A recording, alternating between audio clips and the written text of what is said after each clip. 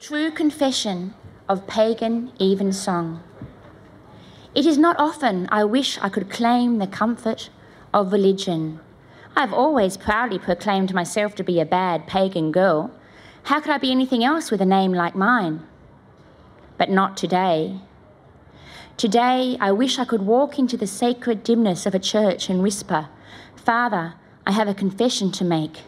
Today, I killed my brother. Today, I wish I had a God to pray to and a religion to promise me absolution. But I do not. I knew it would be hard. I did not kill my brother on a whim. The day began like any other.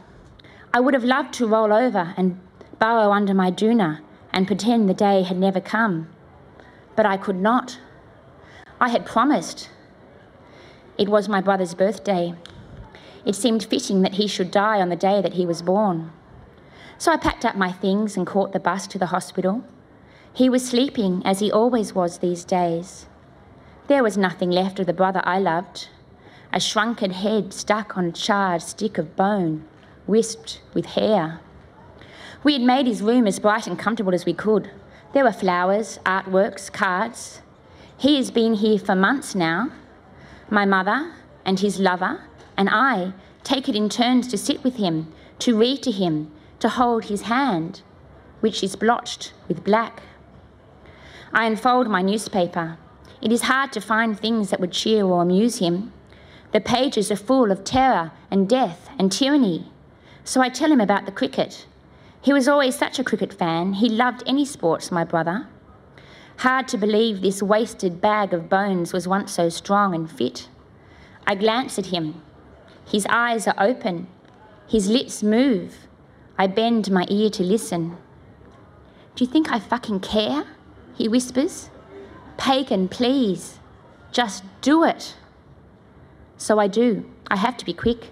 The nurses are kind and leave us alone, but it is their job to keep him alive. My hands are shaking so much I can hardly press a button that will send the morphine flooding into his veins. I sit and watch him breathe. The sound of it fills the room, slower and harsher, until he breathes out on a sigh and does not breathe again. I walk out of the front doors and stand for a while among the lavender and rosemary of the garden. It is very quiet. I can hear nothing but rustling leaves and a distant hum that is the city revving up. I know this garden well. I have wept here many times, watched by the white, impassive face of the statue of Mary. I turn and walk towards King's Cross. I need life, I need noise, I need to feel alive. It is as if I have died with my brother. I had expected to be torn apart with grief, yet all I felt was numb. I could not look anyone in the face. I dreaded anyone speaking to me. My legs would not work properly. They were stiff in their sockets. All around me, clubbers thumbered out into the grey day, holding up their hands to shield their eyes against the light. I passed St. James Church and stopped staring at it. If a door had been open, who knows, I may have walked in. I was ripe for conversion, but it was locked up behind an iron grille, and so I walked on. I did not know where to go or what to do. With the cold wind swirling dead leaves about my ankles, I held my arms about my body and stood, looking first one way or another. I wanted to feel. I wanted to be shocked back into life. King's Cross is a place for that. So I walked into the first tattoo parlour I saw. Dragons and gargoyles adorned the walls, and everywhere were pictures of leering skulls and crimson roses dripping blood. I knew what I wanted, a symbol of a rising sun. Half an hour and $140 later, I walked out with a sunburst on my left breast, just above my heart. But still, I felt nothing. I saw, wandering the streets, a wild-haired, bearded man dressed in filthy grey rags. All around him, other people walked quickly, not seeing or not looking. Normally, I too would walk past, but today I stop and wonder what grief, what wound has maimed him in the past. He is staring at the ground. When he is gone, I look where he was looking and see a quote engraved upon the ground. It is by Bea Miles and says, "I am a true thinker. Speaker, I cannot endure the priggery, cattery, snobbery, smuggery, hypocrisy, lies, flattery, compliments, praise, jealousy, envy, pretense. I stare after him and feel something crack. I know I must tell my mother, not that I killed him, her firstborn, her son, only that he is, at last, dead.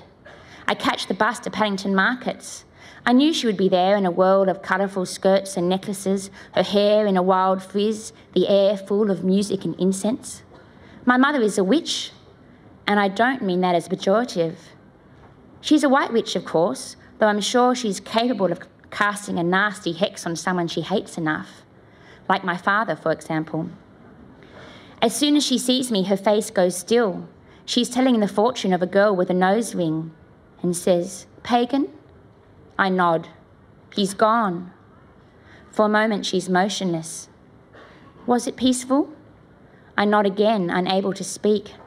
So, she says, may the goddess embrace him.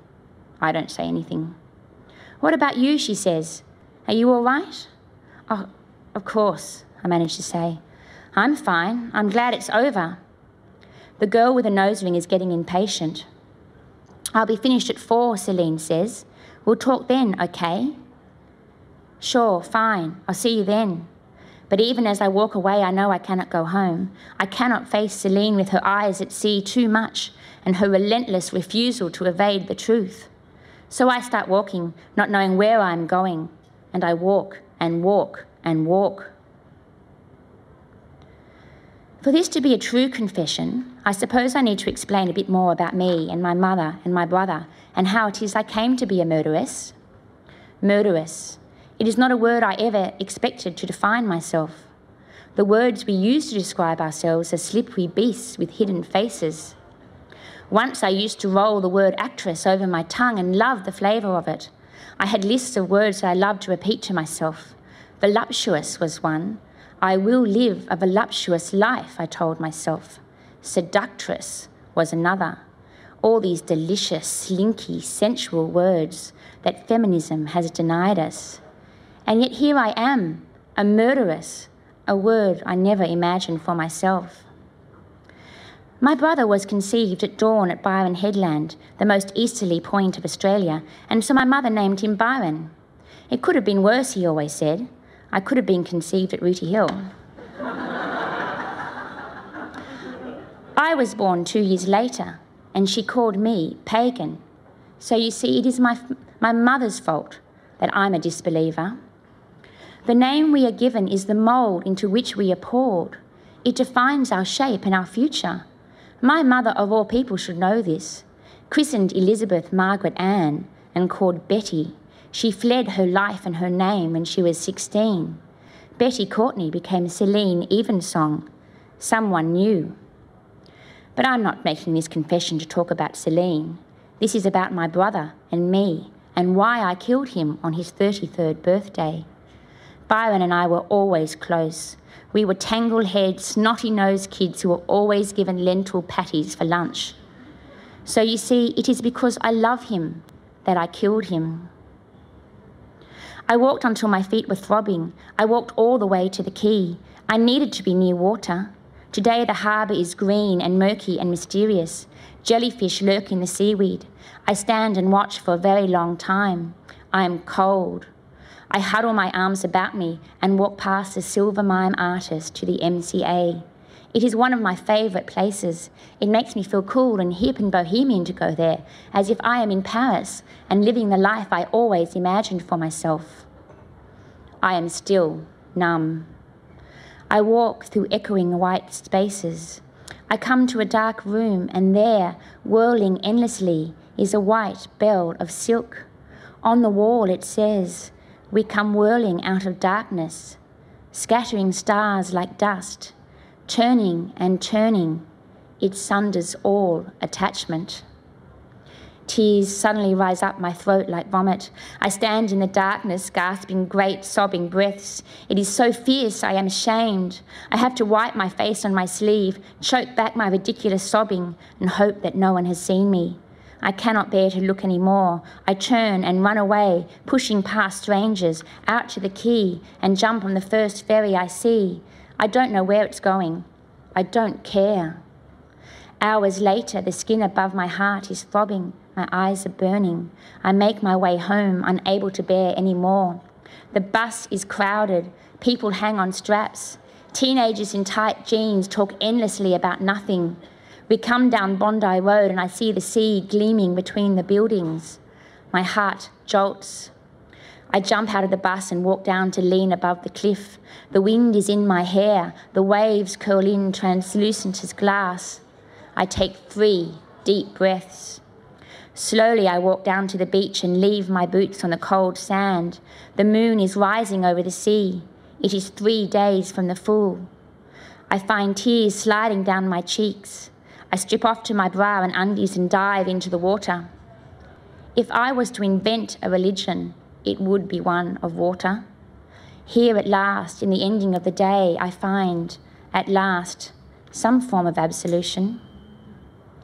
These things I have confessed to you, the empty air, the mysterious sea, and now I am done.